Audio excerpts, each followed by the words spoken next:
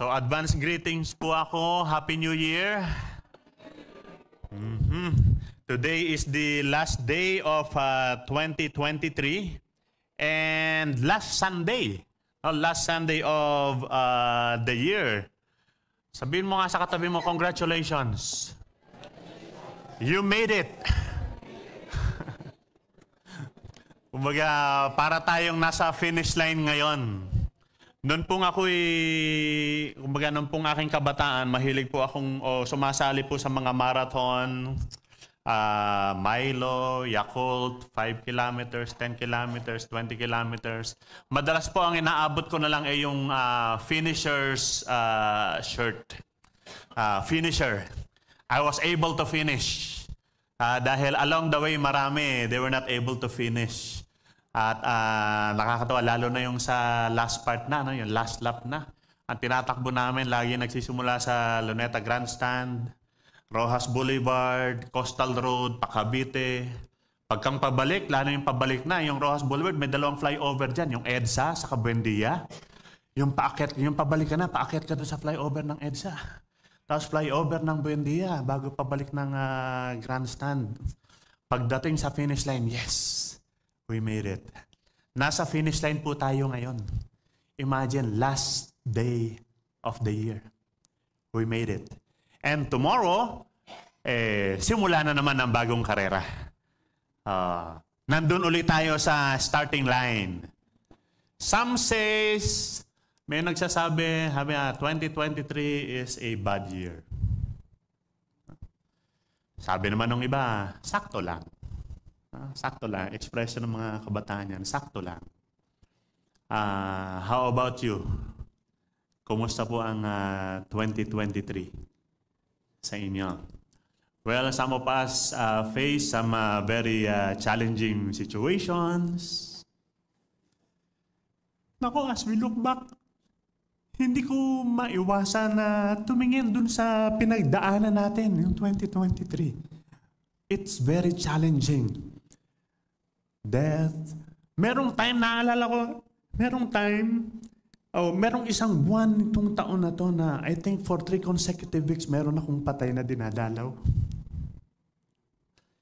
And isa sa mga parang regular na schedule na pinupuntahan ko ngayon, mga ospital. Either meron kang pupuntahan na merong may sakit o ako mismo magpapacheck up. Kasama na ata talaga yon, no? At parang stockholder na rin ata ako ng mga Mercury ngayon. Some of us face a difficult situation financially. Yung iba parang Katniel sa relationship. After 11 years. Yung meron nga akong napanood celebration ng golden anniversary nila biglang naghiwalay sila. Yung iba naman merong yung challenge nila sa career, trabaho, etc. Well, whatever yung kumbaga paano man natin i-rate o titingnan itong nakalipas na taon na 2023, it does not change the fact God loves you. And He has a wonderful plan for you. Ano man yung dinaanan natin. And with that, we will finish this year. Sabi nga kanina, nasa finish line tayo nitong taong ito. We will finish this year, and ang prayer natin, pagtatapos ng taong ito, is we will have gratitude. Gratitude. Thanksgiving in our hearts. Why? Well, because God is good. God is good. Hindi na uso yung all the time yung sinasagot, God is good. Diba? Pag sinabing all the time, whether difficult situation o okay man, God is good. God is faithful. And Jesus Christ is our Emmanuel. He is with us. He is with us. He was with us. He is with us. And He will be with us. Kasama natin lagi ang ating Diyos. With that, last Sunday of 2023, ang gagawin natin ngayon, year 2023 in review. Kasi kung nanonood kayo sa TV ngayon, marami kayong mapapanood, puro in review, di ba? Tinitingnan anong nangyari nitong taon na to. At ngayon pong taon na ito, sa atin pong pananambahan, pagtalakay, pag-aaral ng salita ng Diyos, we focused sa buong taon. Ang focus natin, si Jesus Christ. Pinag-usapan natin yung buhay, yung ministry, yung mga ginawa ng ating Panginoong Jesus. Kasi nga, in the past, ang dami na nating series na ginawa from the Old Testament, New Testament, many books, themes, topics. So we decided na, why don't we focus on the Lord Jesus Christ at least for 2023 sa ating pag-aaral ng salita ng Diyos. At sa mga messages na ating napakinggan, binibiro ko yung mga nagtatanong tungkol sa message ngayong umaga. Sabi ko, dahil isa-summarize ko yung buong taon, so i-ready nyo na mga 3 oras yan. Pero sinikap ko po naman paiksiin, mga 2.5 na lang. Mamang problema na naman si Kim sa pag-i-edit ng message. Dahil i-edit niya na naman ito, papaiksiin para Well, sa atin pong pagtalakay sa salita ng Diyos, siyempre, itong month lang na ito, pinag-usapan natin, of course, the birth of the Lord Jesus Christ. Mula pa lang dun sa foretelling, sa pagbabalita ng anghel tungkol sa kanyang kapanganakan. And then January last year, pinag-usapan natin yung simula sa childhood, sa pagiging bata ng ating Panginoong Jesus. Ang isa po dun sa highlight na pinag-usapan natin dun sa childhood of the Lord Jesus Christ, of course, yun lang naman ata yung account ng pagiging bata ng Panginoon. Nung siya'y 12 years old na dinala sa temple, kung saan siya'y nawala at nakita ng mga magulang niya na nakipag-usap dun sa mga teachers na naroroon. And ang challenge natin at that time and even up to now, ang challenge natin, hamon at encouragement natin sa lahat ng mga magulang ngayon, bring your child to the church. Kung papaanong yung mga batang Hudyo noon, katulad ng Panginoong Jesus, dinadala lang, nagbibiyahe sila from Nazareth to Jerusalem para dalhin sa temple, yung bata. So yun yung encouragement natin. Dalhin natin, let's bring our children to the church. Don't just send them. Huwag mo lang isend. Bring them. Kasama ka. Huwag sabi, sige anak, punta ka. Hindi, dapat kasama. No? Kasama natin. Naku po, sa sitwasyon natin ngayon, yung mga kabataan natin ngayon, we need to lead them. Lead them to the Lord. Hindi lang sa church. Lead them to the Lord talaga. No? So, yun yung challenge natin sa panahon natin sa ngayon at patuloy natin gagawin.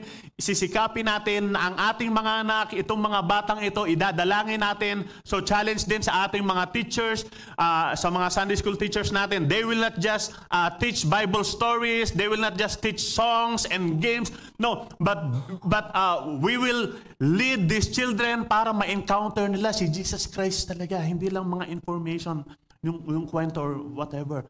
Let's bring our children to the church. Diba, sabi nga ni Solomon, akayin natin sila dun sa landas na dapat lang lakaran. Para paglaki nila, hindi sila aalis. Alam po niyo, isa iyang issue na hinaharap ng maraming mga families. Nagtatanong sila, mga na-encounter ko, Pastor, bakit ganun? Inihaya naman namin, inakay naman namin, pero bakit pag nagsisilakihan na, parang ano na yung landas na kanilang pinupuntahan? Well, we don't just bring them to the church. We lead them to the Lord. Siguraduhin natin na meron silang kaugnayan sa Panginoon. And then pinag-usapan natin some of the significant some of the significant events in the life and ministry of the Lord. Yung baptism of the Lord Jesus Christ. Yung temptation ng ating Panginoong Jesus. Imagine, si Jesus na humarap pa sa temptation. Let me ask you, anong temptation ang hinaharap mo ngayon? Kung si Jesus hindi tinantanan for 40 days, habang siya nagpa-fasting, hindi siya talaga tinantanan. Tayo ganoon din, minsan nararanasan natin, hindi tayo tinatantanan itong mga temptations na ito. But we have learned how the Lord Jesus Christ was able to overcome temptations. Ano yung lagi sinasabi niya? It is written. It is written. Mga kapatid, kung hindi natin ibababad o hindi natin pupunuin ng salita ng Diyos ang ating mga isipan, salita ng Diyos para sa ating mga buhay, yung isip natin na yan pupunuin ng devil ng doubts. Pupunuin ng devil ng negativity. Pupunuin ng devil ng maraming mga temptations. Kaya kung papaanong hinarap ng Panginoon yung pagsubok na yon, yun din yung tinuturo sa atin. That's how we will be able to face those temptations if we know what is written. Anong devotion mo? Kailan ka huling nag-devotion? Yung huling bukas ko ng Bible, Pastor, nung Sunday. Yan, pinag-usapan natin yan, temptation, yung pagtawag niya sa kanyang mga disciples, and then ang isa pa sa mga napag-usapan natin, napag-aralan natin, yung cleansing of the temple, yung nilinis ng ating Panginoong yung temple. Imagine, the Lord is very much concerned with the temple. And sabi nga natin, during sa panahon natin ngayon, that temple symbolizes even the local church. So gusto ng Lord malinis yung temple, gusto ng Lord malinis yung church. Hindi lang basta nawalis yan o napunasan, kundi ang tinecheck ng Lord doon sa mga nasa temple ay yung mga tao, kung gusto niya malinis yung mga tao nasa temple. Imagine, pumasok si Jesus Christ sa loob ng temple, yung mga tao sa loob ng temple na nakita niya, ang dami pinalayas niya, pinalabas niya. Nare-recall niyo yung message na yon? Kung dadalaw kaya si Jesus ngayon dito sa loob ng church, sino kayo mga palalabasin niya? Yung mga paalisin niya? Sabi niyo, gagawin kaya ni Jesus yun? Ginawa niya nga eh. Pinalabas niya yung ibang mga nasa temple. Bakit niya pinalabas? Ang tanong niya palagi doon sa mga tao na doon, ano yung dala mo? Sacrifice or merchandise? Di ba yun yung tanong niya doon sa mga tao nasa temple? Ano yan? Sacrifice ba yan o merchandise? Yun bang handog mo? Handog yan? Pagsamba? O nandito ka because you want something in return? For your own benefit. And then sabi niya, this is the house of prayer. Pero anong ginagawa mo? House of prayer or marketplace? Di ba yun yung ginawa niya nung linisin niya yung temple? Bakit? Ba't niya tinanong ito? Mananalangin ka ba na para kang nasa barter, trading, nakikipag-bargain kay Lord? Lord, you do this or else. Lord, ginagawa ko to dapat ganito Ayan, di ba? Yung mga lessons na pag-aralan natin last year na supposedly ay nagtuturo sa atin ng ating tamang pananaw, sa ating pananambahan, sa ating pagkakipagrelasyon sa Diyos, sa ating Panginoon, na narinig natin kung paanong pinatawad ng ating Panginoon yung babaeng makasalanan. God forgives. God forgives. He was anointed at Bethany and many other things na nakita natin, mga events sa buhay ng ating Panginoong Jesus. Pinag-aralan natin yung mga iba't ibang mga teachings. Sa dami ng mga lessons na itinuro ni Jesus Christ sa mga tao na kanyang mga nakausap at that time, ano yung mga teachings na pinag-aralan natin? The light of the world. You are the salt. May alat ka pa ba? Hindi asim, May alat ka pa ba? Kasi mahirap mawala ng alat. Tanungin mo nga yung katabi mo, may alat ka pa ba?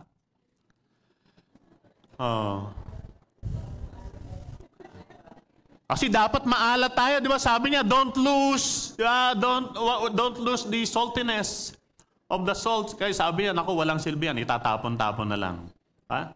And then, pinag-aralan natin yung tungkol sa, revenge and loving your enemy. Pakitingnan mo nga yung enemy mo na nandito. Yun na, huwag ka na mahiya, tingnan mo yung enemy mo. Sabihin mo, I love you. Kasi loving your enemy, yung pinag-aralan natin doon. We were taught that we were supposed to love our enemies. Love you. Tinuruan tayo ni Lord ng praying and fasting. Tinuruan tayo about judging, about what stains a man, ano nagpaparumi sa tao. And then yung pagpapakilala niya, yung series natin dun sa mga I ams of Jesus Christ sa John, I am the bread of life, the light of the world, resurrection and the life. Diba? The way, the truth and the life, the true vine. Pinag-usapan natin yung iba't ibang mga miracles na ginawa ng ating Panginoong Jesus. Yung turning water into wine, yung pagpapagaling niya dun sa lalaki na ipinanganak na bulag, yung pagpapakain dun sa multitudes, and nakita natin dun that Jesus was able to calm the storm. Anong napulot natin dun sa pag-aaral natin about the miracles of the Lord Jesus Christ? Our God is a miracle worker. Our God is a miracle worker. Di ba yung kinakanta natin? Waymaker, miracle worker, promise keeper, light in the darkness. Yan. That is who you are. That is our God. He makes miracles. Gumagawa siya ng iba't ibang himala. And nothing is impossible with God. Walang imposible sa Diyos natin. Sa dinami-dami nung iniisip natin na difficulties, mga hinihiling natin sa ating Panginoon, mga ipinagpipray natin, nothing is impossible with God. Ano mang sitwasyon mo ngayon, pinagpipray mo yung asawa mo, sana matigil na yung bisyo niya, sana magbago na siya, sana, walang imposible sa Diyos. Pinagdadasal mo yung anak mo dahil nababarkada, pabaya sa pag-aaral, nalululong sa kung ano-anong mga bagay. Walang imposible sa Diyos. Merong may sakit, malala, merong matitinding mga pangailangan. Sa napag-aralan natin na gumagawa ng mga miracles ang ating Diyos, nothing is impossible with our God. We just have to trust. Don't give up. Pray. Walang imposible sa Diyos natin. Meron tayong series about personal encounters with the Lord Jesus Christ. Diba? Yung mga pinag-aralan natin na merong personal encounter with the Lord? Si Nicodemus, yung Samaritan woman, si Zacchaeus, yung magkakapatid, sina Martha, Mary, Lazarus. So, kaya binigyang pansin natin dapat doon yung meron talagang personal na encounter with Jesus Christ. Nare-recall nyo doon sa encounter ng Panginoon with Nicodemus? Anong sabi ni Jesus kay Nicodemus? You must be born again. Tanungin mo nga yung katabi mo, born again ka na ba? Dapat sigurado tayo dyan, ha? Yun yung binigyang pansin natin. Dapat born again ka, ha? Kasi ang sabi ni Jesus kay Nicodemus, malibang born again ka, hindi ka papasok sa langit. Kaya kailangan ma-born again ka. At ang pagiging born again, hindi porke nagsisimba sa Christian church, hindi porke nagsisimba sa born again church, born again na. Nilinaw po natin yan. You must be born again. Sabihin mo nga sa katabi mo, dapat ma-born again ka. Baka tumatawang, umingiti-ngiti tayo, pero totoo yan, dapat ma-born again tayo. Kinakailangan siguraduhin natin yan. And alam nyo, very interesting. Meron akong nabasa and I want to share this with you patungkol dyan sa pagiging born again. Sabi ni A.W. Tozer, it is my opinion, actually this man was just being modest, nung sabihin niyang opinion na ito. Sabi niya, it is my opinion that millions have been brought to a religious experience by accepting Christ. And they have not been saved. Sabihin niyo, judgmental ata to sa A.W. Tozer. Ito sabi niya, if you accepted Christ, but it did not reverse the direction of your life, if your life is not transformed, ito sabi niya, you're not born again. Hindi ka born again. You are simply a victim of the accept Christ heresy. Opinion yan ni A.W. Tozer. Pero kung ating susuriin po natin, Ano yung sinasabi niyang accept Christ heresy? Tanggapin mo lang si Kristo. Papasukin mo si Kristo sa puso mo. Paano papasok si Kristo sa puso mo na punong-puno ng kasalanan? Kaya nga madalas kong ine-emphasize pagka nagsishare ng gospel, repentance and acceptance always go together. They cannot be separated. Hindi pwedeng pasok lang ng pasok, papasukin mo tapos walang repentance. Now, at lagi kong binabanggit, if the gospel that you're sharing, if the gospel that you're hearing does not include repentance, then that is an incomplete gospel because repentance is at the center of the gospel. Even Jesus Christ Himself has always been preaching repentance. Dalawa lang naman pinipreach ni Jesus Christ, repentance and kingdom of God. Yun lang naman makikita natin lagi sa preaching ni Jesus Christ. So, yung sabihin natin, they just follow the prayer of acceptance kasi pinilit sila, napilitan sila, o kinumbinsi sila, wala namang magagawa. O sige na, sundin ko na. I will just recite it. Huh? So, they recited the prayer of acceptance without repentance. Remember, being born again always results to a new creation. Merong pagbabagong nangyayari sa buhay. Kaya sa opinion ni A.W. Tozer, sabi niya, eto opinion ko, meron lang silang religious experience. Religious experience. Tinanggap nila si Kristo. Pero sabi niya, kung hindi naman nabago yung buhay mo, it is not transformed, then, sabi niya, ano lang yan, religious experience lang yan. Naging biktima ka nung accept Christ heresy.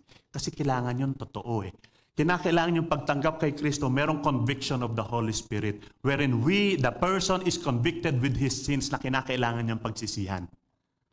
Kasi yun naman talaga problema ng tao, di ba? Kasalanan. Kung walang kasalanan, hindi mo kailangan tagapagligtas. Ngayon, kung tatanggap ka kay Kristo nang hindi ina-acknowledge yung kasalanan, na hindi pinagsisihan, then, para saan yun? Kasalanan ang problema natin. You must be born again. Sabihin mo nga ulit sa katabi mo, born again ka na ba? Parang ngayon, mas medyo may laman na yung pagtanong ng born again. Baka naman tinanggap mo lang si Christ. Pero yung pagtanggap na yun ay religious experience lang pala. Kailangan totoo. Pero tama naman yung dapat tanggapin si Kristo, pero dapat totoo. And ulitin ko, repentance together with acceptance. And then sa pag-aaral natin, sa salita ng Diyos, meron tayong series. In fact, mahaba yung series natin about the parables. Diba? Yung iba't ibang mga parables na tinuro ng ating Panginoong Jesus. Prodigal son, syempre. Yung unforgiving servant. Nare-recall nyo nung pinag-usapan natin about the unforgiving servant? Ano yung naging challenge natin that time? Release forgiveness. Di ba? Ang challenge sa atin, isipin mo nga yung taong may kasalanan sa iyo, nakasakit sa iyo, and then release forgiveness. Baka naman pag-release mo ng forgiveness, binawi mo ulit. Pinatawad mo na ba talaga? Patawarin nyo na. Magbabagong taon na, huwag nyo nang dalhin pa next year pa yung mga kasalanan niya na yan. Di ba? Para bagong taon, magaang, maluwag. Hindi natin bit. So release forgiveness. Parable of yung tower, o yung nagtayo ng tower, yung king na makikipaggera, yung midnight caller, yung talagang nangatok dahil meron siyang bisita na kinakailangan niyang pakainin, si Lazarus and the rich man, yung unjust judge, yung Pharisee and the tax collector, the rich fool, yung mayaman pero hangal. Iba't ibang mga parables. And habang nag-aaral po natin talaga, ang desire natin ay nangungusap talaga ang Diyos sa atin dahil ang madalas introduction ng Panginoon doon patungkol sa mga parables, lagi niyang sinasabi on the first part, the kingdom of God is like this. Or this is the kingdom of God. Nandun ang paghahari ng Diyos. And of course, hindi pwedeng mawala yung ating pagtalakay sa kamatayan ng Panginoong Jesus, na kordero ng Diyos na ipinako dun sa krus para ialay yung kanyang buhay, iligtas tayo sa ating mga kasalanan, yung kanyang muling pagkabuhay, yung nung mamatay ang Panginoong Jesus, yung mga disciples niya, sabi nila, balik na tayo sa pangingisda. And then, tinawag ulit sila ng Panginoon. Di ba? Sabi kanina, minsan, ganun talaga, sumusuway tayo, pumupunta tayo sa ibang landas, pero along that road na palayo sa Panginoon, ma-encounter natin ulit si Lord, tatawagin ulit pabalik. Yun yung naranasan ng mga disciples. Yung ni-reinstate si Peter sa kabila ng kanyang pagde-deny sa Panginoong Jesus. And then, tinawag siya pabalik. A lot of times, meron tayong mga ganong experiences na meron tayong nagagawa, denying the Lord Jesus Christ, pero tinatawag tayo ng Panginoon. And then, the giving of the Great Commission, kung saan binigay sa atin yung misyon para ibahagi ang pag-ibig ng Diyos. And ang parang somehow ay naging hindi natin malilimutan, lalo na nag-usap tayo about personal encounter, yung tungkol sa mga personal experience, di ba? Kinakailangan personal na experience, personal na karanasan. And alam po ninyo, pagkatapos po nung series natin na yon about personal experience, ang dami kong na-experience. Nagkaroon ako ng personal knowledge sa marami. Nalaman ko na totoo nga pala yung mga bali-balita na masarap pala magluto sila, ganyan. Dahil based on personal knowledge po yan. Kung hindi nyo pa na-experience, ikukwento ko sa inyo kung sino para sila naman yung maganda sa inyo. Well, today, sabi nga, last Sunday of the year, last day of 2023, we will conclude this series. Ito pong series about the Lord Jesus Christ with these verses. Yung binasa natin kanina. John 20:30-31. Pwede bang sabay-sabay nating basahin? Ready? Begin. John 20:30-31. Jesus did many other miraculous signs in the presence of his disciples, which are not recorded in this book. But these are written that you may believe that Jesus is the Christ, the Son of God, and that by believing, you may have life in His name. Hallelujah. Let us now carefully consider kung anong sinasabi ni John dito po sa passage na ito. Dalawang bagay lang naman po yung bibigyan natin ng pansin. First, sabi ni John, makikita natin dito, John did not record everything. John did not record everything. Hindi niya na-record lahat. Yun yung sabi ng verse, di ba? Jesus did many other miraculous signs in the presence of his disciples, which are not recorded in this book. Hindi na-record ni John lahat. In fact, maraming mga kinuwento si Matthew, si Mark, si Luke, na hindi na-record ni John. At kahit na maraming kinuwento si Matthew, si Mark, at si Luke, at isama pa natin yung sinulat ni John, marami pa rin siyang ginawa na hindi pa rin kasama dun sa record nilang apat. Meron pang susunod na verse dyan, yung last verse nung Gospel of John, John 21 verse 25, na halos ganun din yung sinasabi. Sabi nung John 21:25, sorry, direct error ko yan. Jesus yan, hindi John. Paki-edit na lang. Jesus did many other things. Ako po may gawa niyang, kaya ako nagkamali. Sorry. Jesus did many other things as well. Marami ding ibang ginawa si Jesus. At ang sabi ni John, if every one of them were written down, I suppose that even the whole world would not have room for the books that would be written. So ang point po dito, si John, he carefully selected only some things from the life of Christ at yun yung kanyang i-highlight. He presented some of Jesus' teachings, some of his deeds, some of his miracles, but not all. But not all. Alam nyo, very interesting ito. Mapapatanong tayo, bakit kaya merong mga hindi sinulat si John? At ano kaya yung reason ni John, bakit yung mga sinulat niya, yun yung napili niya? It's very interesting. Di ba, minsan pagka may alam kang kwento, minsan hindi mo kinukwento lahat. Ilan lang. Yun lang naman yung mahalaga eh. O minsan ang sasabihin ko kasi, hindi ko nasabihin yung ilan kasi baka masaktan pa siya. Hindi ko nasasabihin yung iba kasi baka ano pa, di ba? So, mapapaisip tayo, okay, inaamin ni John na hindi niya ikinuwento lahat, pero iniisip mo, ano kaya yung hindi niya kinuwento? At itong mga kinuwento niya, bakit niya ikinuwento yon? Bakit kaya? So, sinasabi dito ni John na yung objective niya, no, yung layunin niya, yung purpose niya, kaya niya ikinuwento yung mga sinulat niya na yon, ang objective niya ay hindi para bigyan tayo nung very exhaustive and detailed biography ni Jesus Christ. Hindi yun yung kanyang objective. Meron siyang ibang motive. Na maya-maya titingnan natin kung ano yung motive niya. Bakit niya napili itong mga bagay nito at yun yung kanyang sinishare. Maya-maya titingnan natin. Pero papansinin pa rin natin dito sa verse na to, lalo sa verse 30, sabi niya, Jesus did many other miraculous signs in the presence of the disciples. Ibig sabihin, pag sinabing maraming ginawa si Jesus in the presence of the disciples, nandun siya. He was one of the disciples. He was an eyewitness. Kumaga, siya'y saksi. At yung ikukwento niya, hindi lang mga narinig niya, kundi personal experience niyan, eyewitness siya dyan. Ang sabi ni John, maraming ginawa si Jesus na mga miraculous signs. Miraculous signs. Pansinin po natin ito.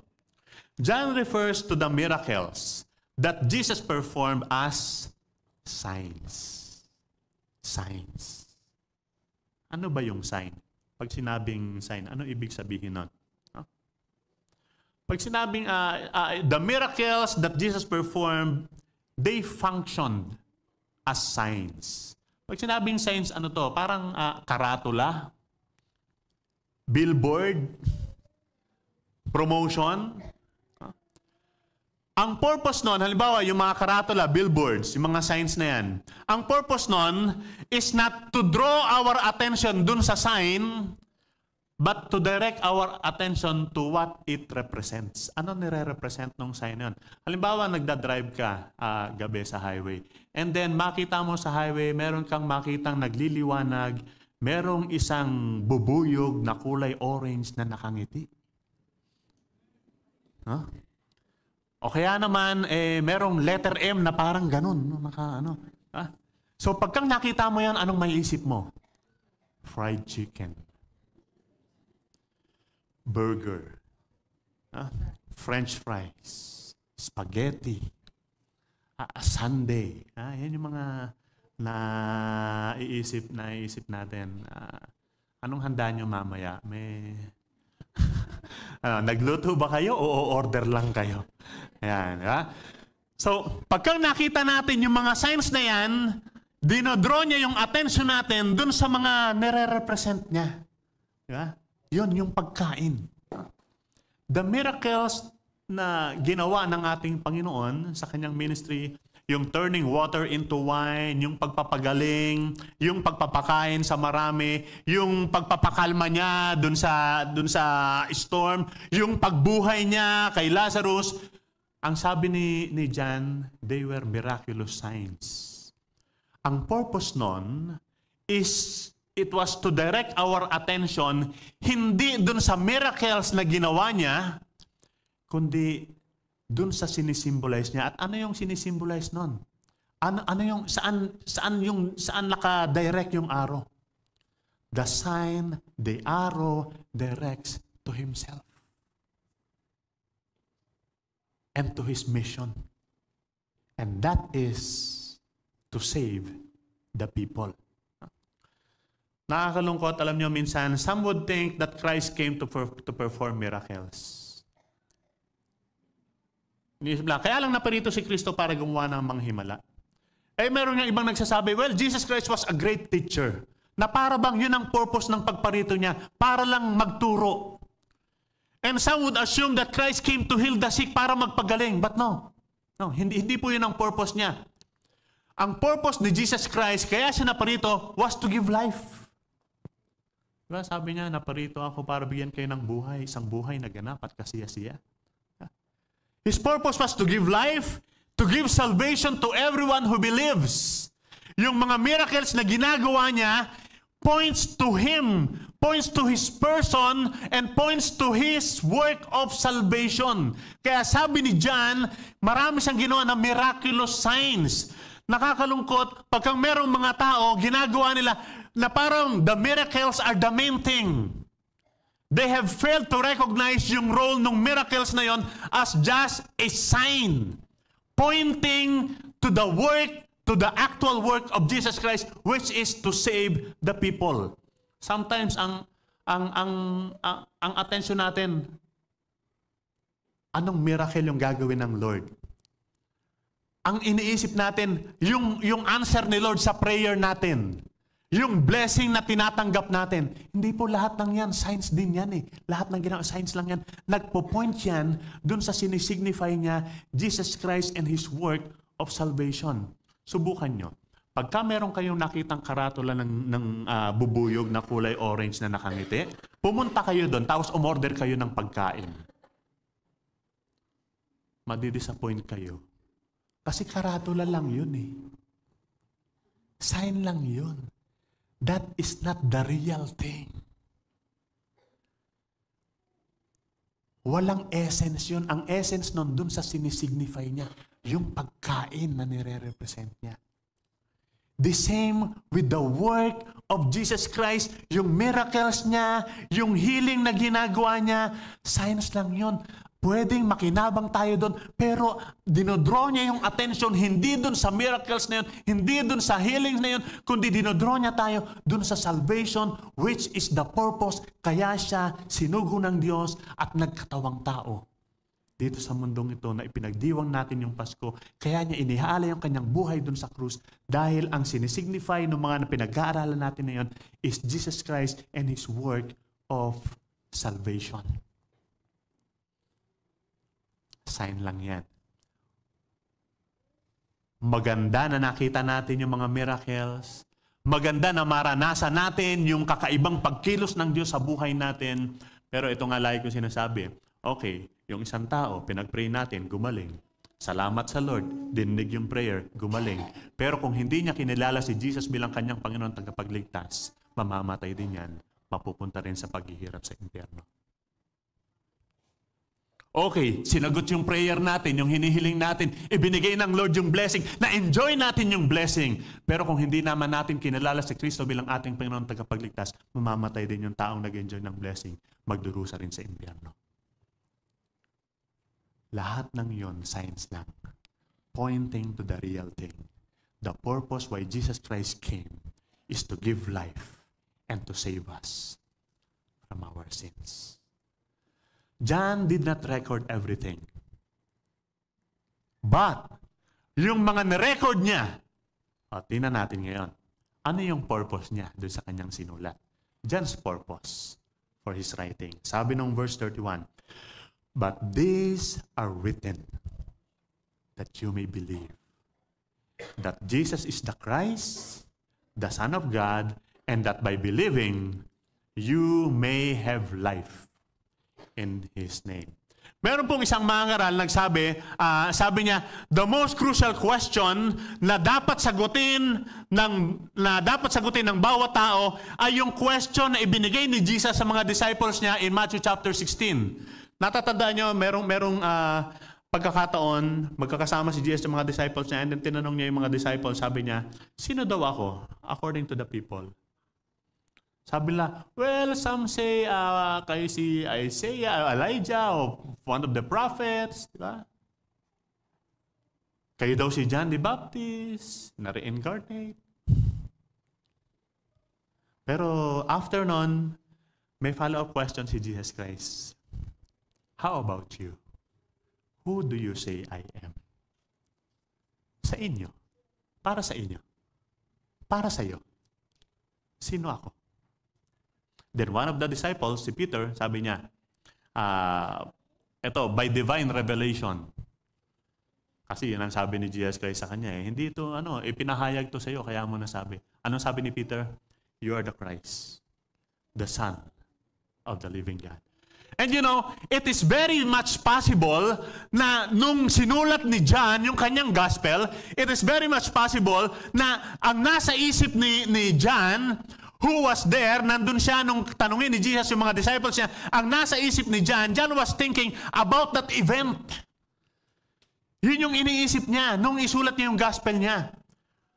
Sabi niya, nagtanong si Jesus, sino ako? And then sumagot si Peter, sabi niya, you are the Christ, the Son of the living God. So, therefore, ang kinakailangang matutunan, ang kinakailangang malaman, ang kinakailangang tanggapin ng mga tao dito sa akin isusulat is that malaman nila that Jesus Christ is the Messiah, Jesus is the Christ, He is the Son of the living God. Kaya ito yung purpose ni John dun sa kanyang pagsusulat. Marami nagsasabi itong verse na ito daw yung purpose statement ng Gospel of John. The purpose statement. The very reason why this gospel was written. Sabi ni John, these are written. Sinulat ko to para maniwala kayo na si Jesus nga ang Kristo, ang anak ng Diyos. At sa inyong paniniwalang yan, magkaroon kayo ng buhay sa kanyang pangalan. So, John's reason for telling us these things, for saying what he said, sabi niya, is that we might believe.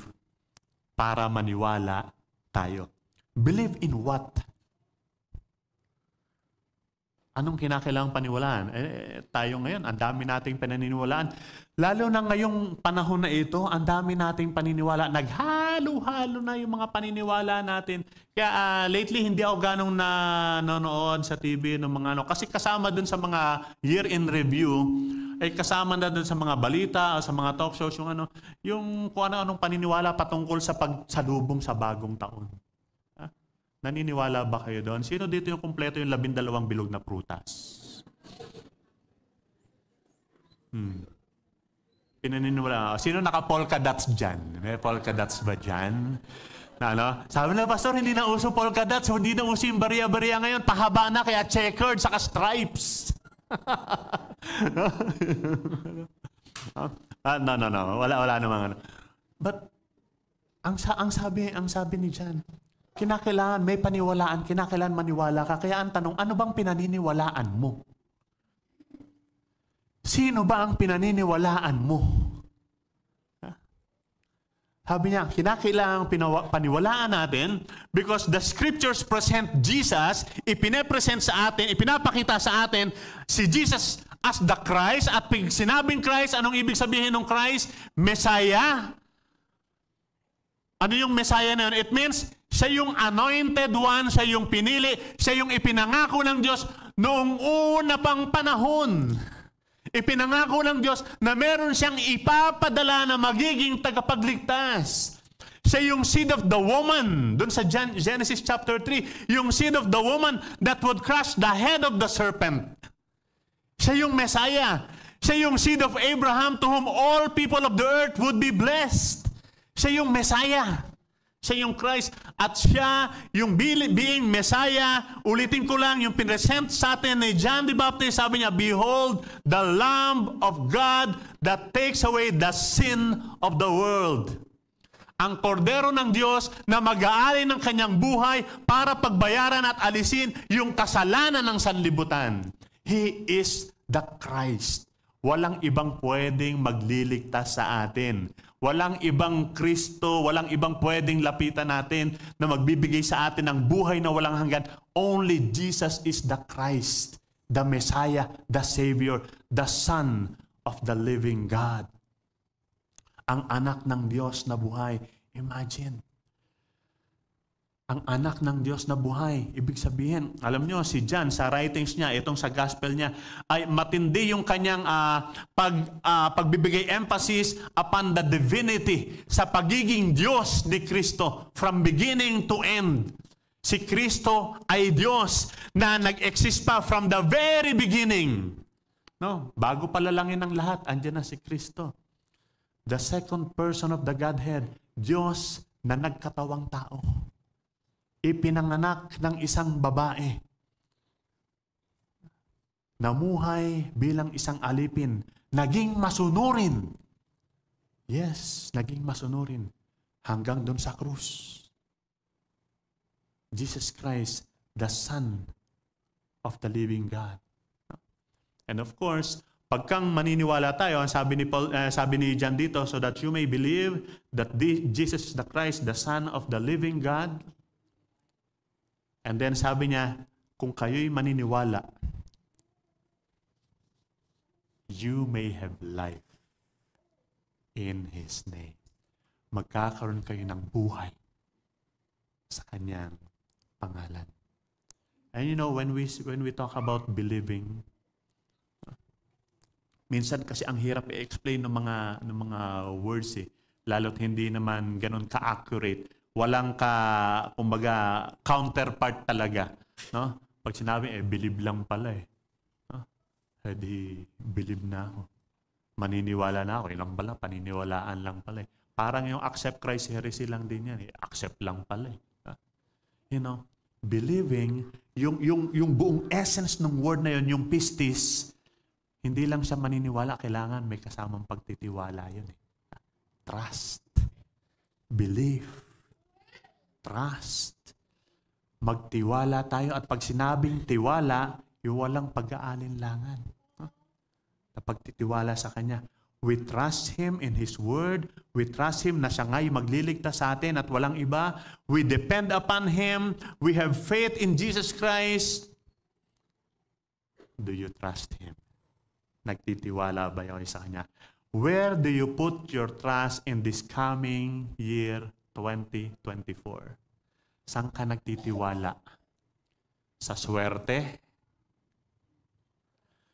Swerte? Kahapon, habang nagmimerienda yung music team after ng practice, meron nagbalita, Pastor, may nanalo na.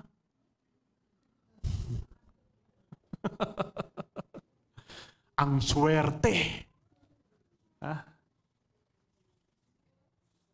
Anong nanalo? Uy, kunyari, hindi na alam. Sabi nga ni Pastor Willie, wag daw kayo maniwala sa swerte, baka malasin kayo.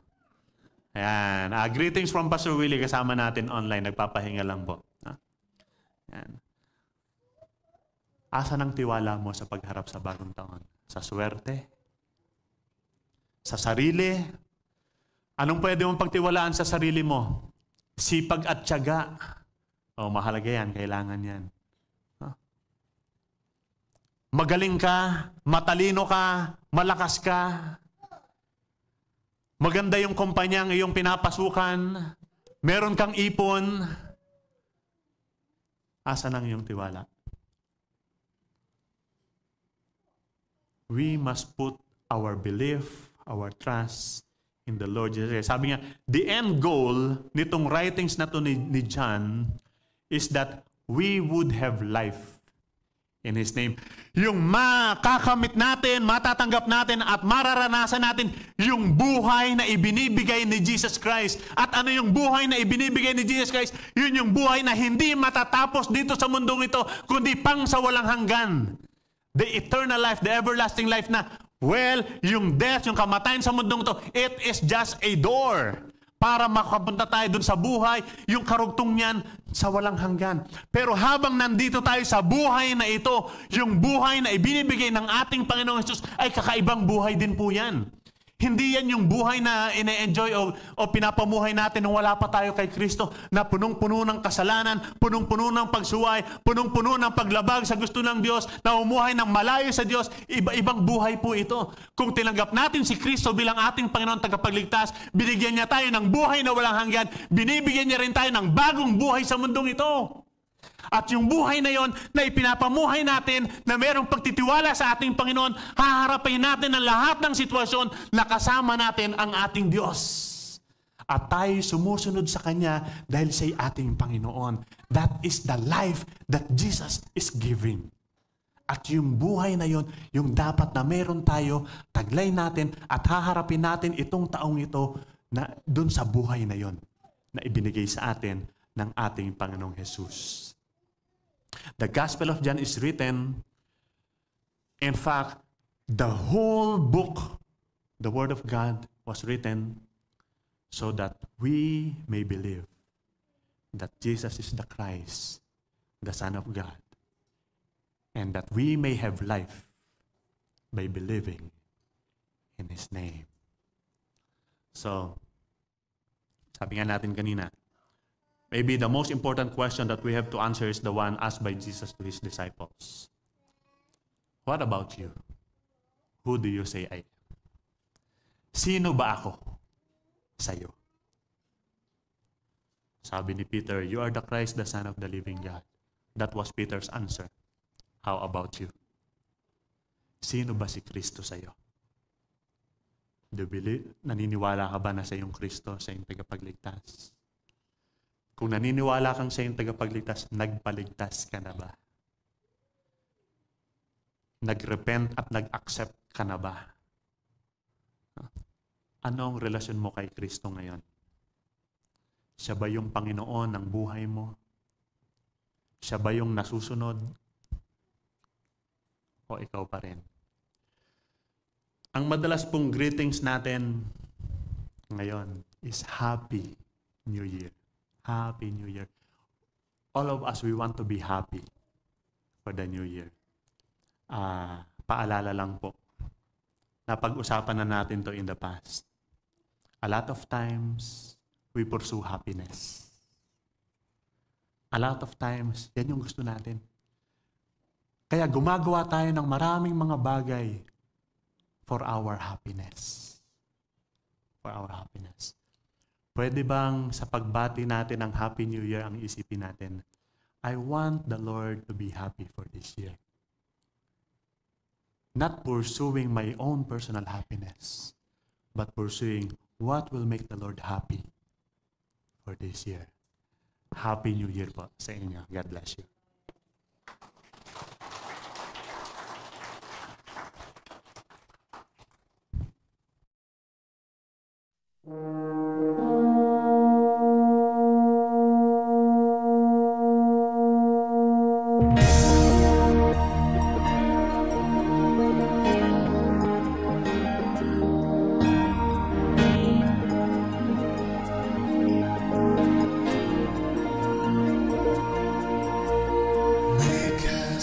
Your showcase an attraction for you, then others may see who you really are, and what you can do. And once they know you, they will love and serve you. And